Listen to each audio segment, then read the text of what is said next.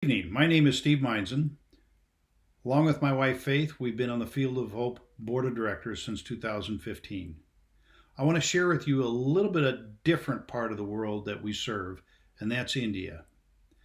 We've been in India since 2015, but my passion goes back to the 30s, 1930s, when my grandparents first started serving Christ and spreading the gospel to the Indians in southern India. You see the picture here dating and showing them in the 1930s. So I have a passion in this stage of my life to give back to India that I got so much from in my formative years. Let's talk to you a little bit about modern India, where Field of Hope is affected. First of all, Field of Hope is working with a partner agency called Bethania in India. But India has had recent outbreaks of COVID that have been devastating.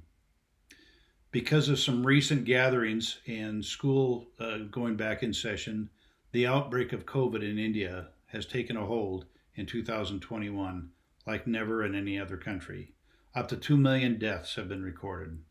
Lack of hospital infrastructure means that many people are not getting the oxygen they need and have to suffer through painful deaths. It's not that India is relatively poor, it's a nuclear powered country, a nuclear country.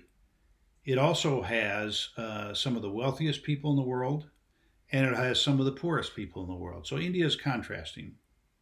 But the lack of hospital beds, and in particular oxygen, has meant that COVID has particularly taken hold in India. Women and children have been disproportionately affected because of the lack of income from the lockdown. India pays 75% of the vaccination for their citizens, but that has made for a challenge for the very poor who have to choice between the 25% remaining cost and or eating.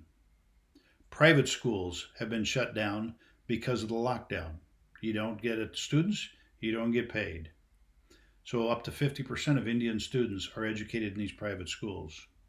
Additionally, India enacted a Foreign Contribution Regulation Act that limits funds to NGOs, non governmental operations in India, except through the Bank of India, the Indian Bank. That has created regulatory challenges for our partners and any NGO operating in India.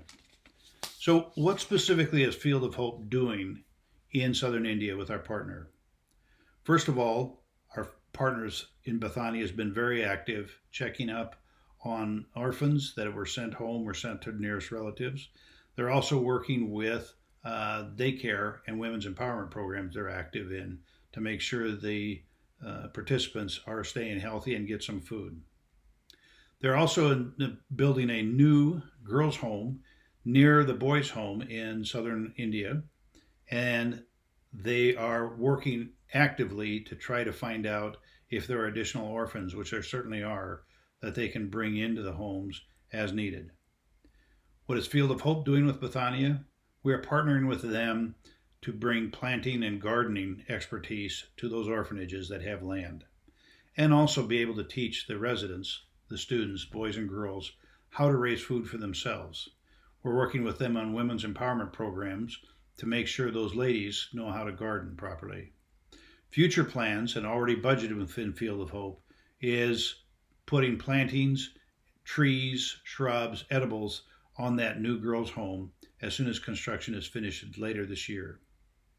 And future plans include partnering with local Christian colleges in India, as well as Bethania, to deliver ag education to the hill tribes people that are typically left out of any education process. So we're looking forward to you partnering with us, both in Uganda and India, and we look forward to any input that you have on what our mission is in India and Uganda.